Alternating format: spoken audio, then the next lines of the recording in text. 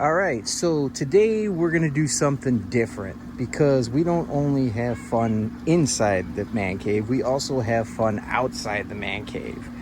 So today what we're gonna do is we're gonna take this Intex skimmer out of this pool because it's a total pain in the ass. I mean, it's efficient sometimes, but sometimes it kind of gets clogged up at the bottom, and then it's just a pain in the ass. The kids hit it all the time and it's always getting knocked over, and we're gonna put this wall skimmer in today.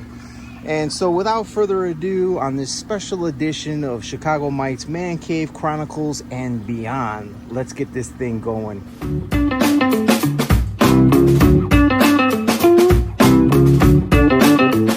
Hydro Tools model 8940 through wall skimmer, and it basically comes with everything that you need in the kit to do what you got to do.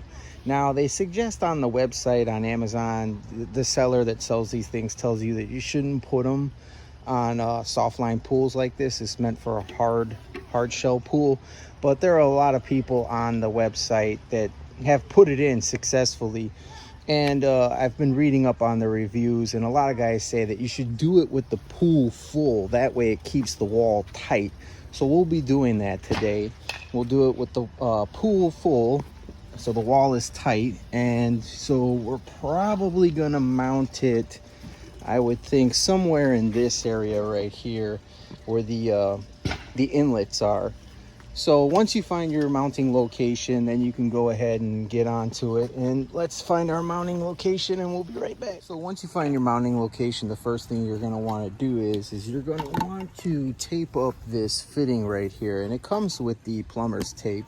So that way you could put it in this bottom piece right here. So let's get that in. Next, one thing that I do wanna mention, when you do tape this up with plumber's tape, the threads feel pretty loose in there. So I mean, they give you a whole roll of plumber's tape, so don't be greedy with the tape and put a nice thick layer on there and get that tight so you don't have any leaks.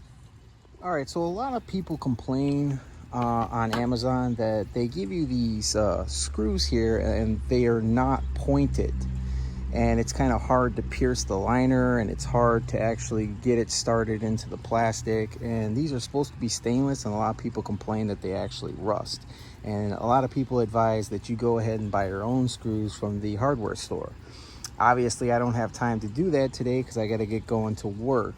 So we're just going to use the screws that we have, and at the end of the season, we'll replace the screws with some better quality screws.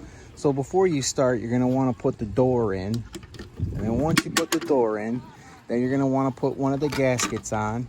And then what you're gonna do next is you're actually going to mount it where you want to put it, and you're not gonna cut the liner. You're just gonna pierce the liner, mount it, and then once it's mounted and it's nice and tight, then you go ahead and cut the liner. That way you know that you've done it properly. So we'll go ahead and we'll get to that step, and we'll show you that what comes next after. All right, so we got this thing mounted. It's on the side of the pool. We haven't cut the liner yet. So this is what I am gonna say. They are right. Those screws are a pain in the ass. So what I did was I couldn't get it punctured through the liner. So what I did was I used this self-driver just to punch the liner. Now, another thing I want to tell you is a number 2 Phillips, even though it is a number 2 Phillips screw, will not cut it. I could see why people complain. That flat tip you can't get enough torque on the screw without stripping it to get it started through this heavy plastic. So what I did was I used a number 3 Phillip, and that did the job. So next we're gonna get all the hoses hooked up, and then we're gonna pierce the liner, and we'll be right back.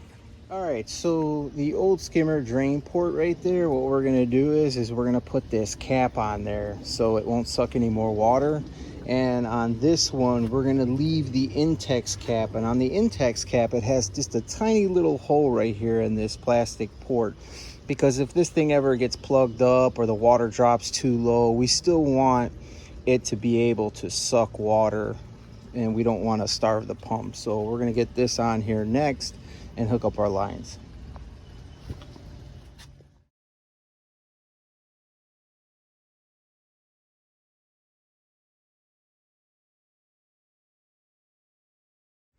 Okay, so I'm not gonna lie, there was a point where I was going to crap my pants because this thing started leaking and I was like, oh my God, what have I done? I just cut my liner. I'm totally screwed. The summer's over. The kids are gonna hate me forever.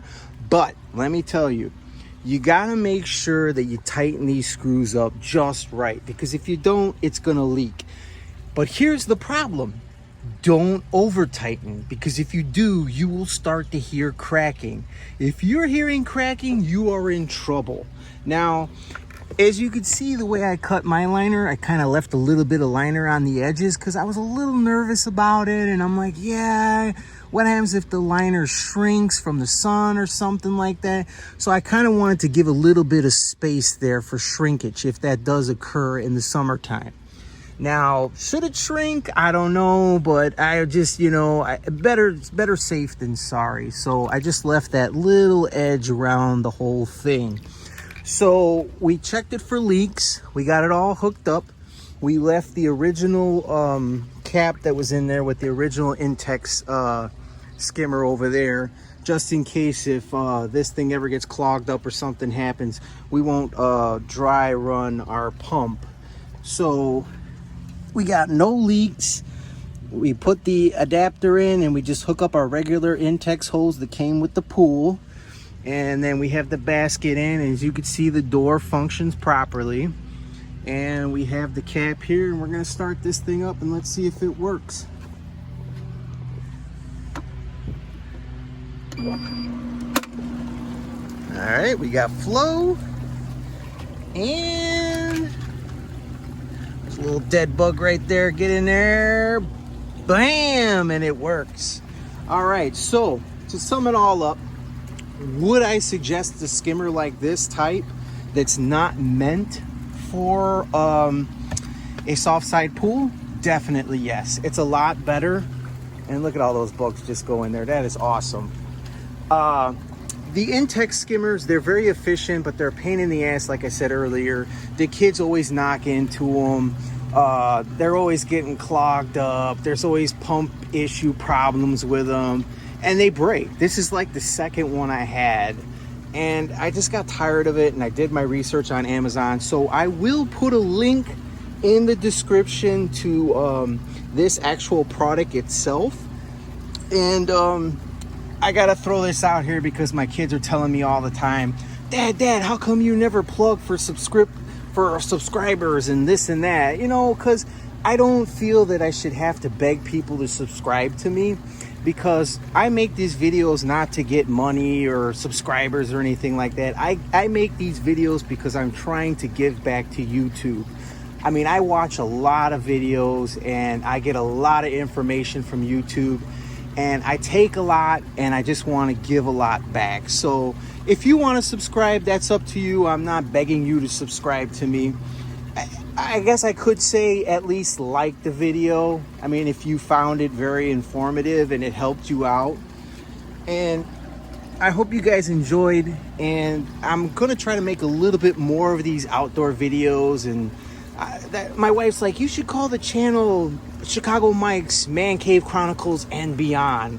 So I'm pondering that thought, but for now, I hope you guys enjoyed the video. Take care.